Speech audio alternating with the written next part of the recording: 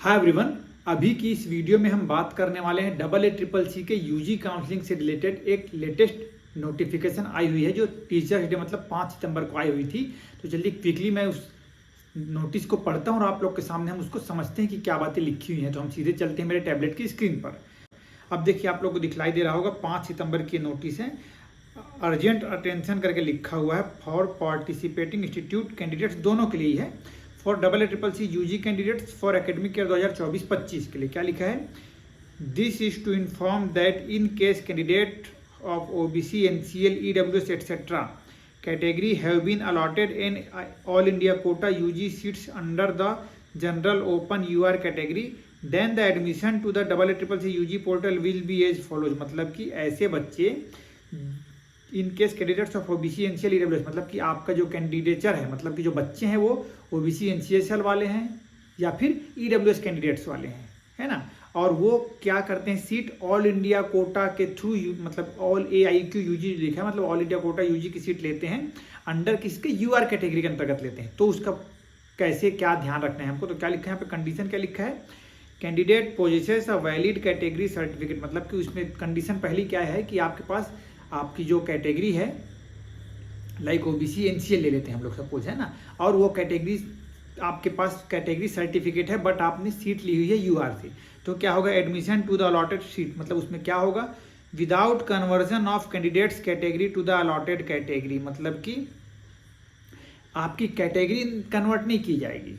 Without conversion of candidates category to the allotted category, मतलब कि UR category में आपकी सीट कन्वर्ट नहीं होगी। आपने OBC NCL से सीट लिया है, आपके पास OBC, मतलब आपके पास OBC NCL की सीट है और आपने सीट ले ली UR कैटेगरी से, तो आपकी जो OBC NCL वाली कैटेगरी है वो UR कैटेगरी में शिफ्ट नहीं की जाएगी। ठीक है। Next point, candidate does not possess a valid category certificate, मतलब कि आपके पास कैटेगरी सर्टिफिकेट वैलिड नहीं है, खासकर EWS हो गया, NCL हो गया, जिनके पास नहीं रहता है। फॉर्म में तो आपने भर दिया पर नहीं था आपके पास।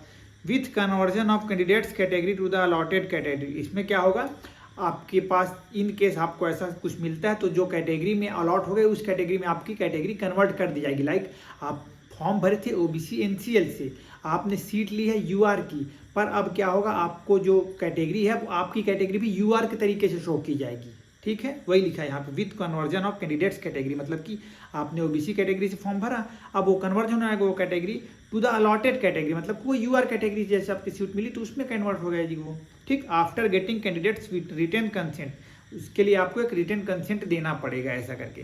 नोट यहाँ पे क्या लिखा है, if the college changes the candidates category like OBC NCL EWS to the UR category during admission, in that case the candidate will be considered as a UR candidate in subsequent rounds of counseling and they are not eligible for allotment of their category seat.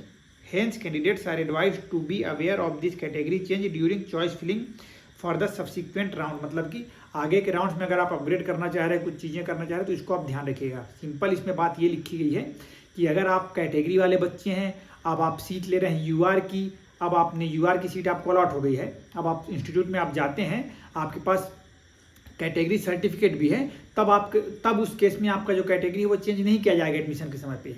आपका category वही रहेगा जो आपने form में भरा था, like OBC, पर आपका अलॉटेड कैटेगरी रहेगा UR, यही रहेगा।